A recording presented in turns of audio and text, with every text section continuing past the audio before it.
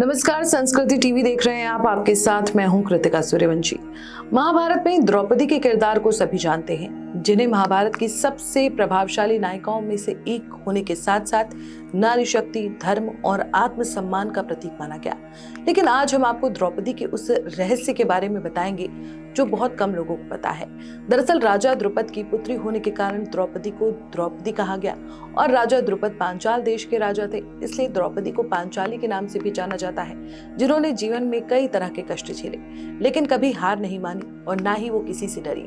तो आइए आपको बताते हैं 5 पति और 5 संतान होने के बाद द्रौपदी कैसे बनी रही अक्षत कुमारी। शास्त्रों में द्रौपदी को दिव्य कन्या या अक्षत कुमारी कहा गया है। द्रौपदी को आजीवन कुमारी रहने का वरदान प्राप्त था।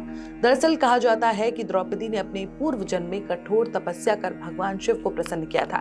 जब शिव ने वरदान देना चाहा तो उन्होंने एक ऐसा पति मांगा जिसमें 14 महान गुण हो, जैसे बल, ज्ञान, रूप, धर्म, धन, वीरता आदि। शिव ने कहा कि एक ही पुरुष में ये सभी गुण मिलना संभव नहीं है, इसलिए उन्होंने द्रौपदी को 5 ऐसे पतियों का वरदान दिया जो मिलकर इन सभी गुणों के प्रतीक होंगे, और वो थे 5 पांडव। इसी के साथ शिव ने द्रौपदी को ये भी वरदान दिया कि विवाह के बाद भी वो हर दिन पवित्र रहेंगी, यानी स्नान के बाद वो फिर से कुमारी हो जाएंगी। ये विशेष वरदान ही उन्हें 5 पतियों के साथ समान रूप से व्यवहार करने और धार्मिक मर्यादा में रहने की क्षमता देता था। तो वहीं अगर हम आपको द्रौपदी के अन्य नामों के बारे में बताएं तो आपको बता दें, उनको पांचाली कहा जाता था क्योंकि वो पांचाल देश की राजकुमारी थी। कृष्णा कहा जाता था क्योंकि वो भगवान श्री कृष्ण की सखी और स्वयं भी श्याम वर्ण की थी। याज्ञसेनी भी उनको कहा जाता है क्योंकि वो यज्ञ से उत्पन्न हुई थी। इसी के साथ उन्हें काली का अवतार भी कहा जाता है, विशेष रूप से दक्षिण भारत में, क्योंकि ऐसा माना जाता है कि उनका जन्म ही अन्याय, अहंकार और अधर्म के विनाश के लिए हुआ था। भरी सभा में जब उनका चीरहरण हुआ तब उन्होंने धर्म और मर्यादा के रक्षकों को ललकारा।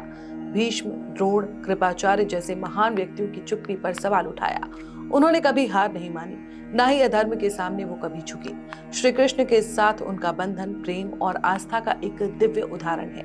द्रौपदी केवल पांडवों की पत्नी नहीं थी, बल्कि धर्म की रक्षक, आत्मसम्मान की प्रतिमूर्ति और दिव्य चेतना का रूप थी। उनका जीवन संघर्षों से भरा था, लेकिन उन्होंने कभी अपने स्त्रीत्व को कमजोर नहीं होने दिया।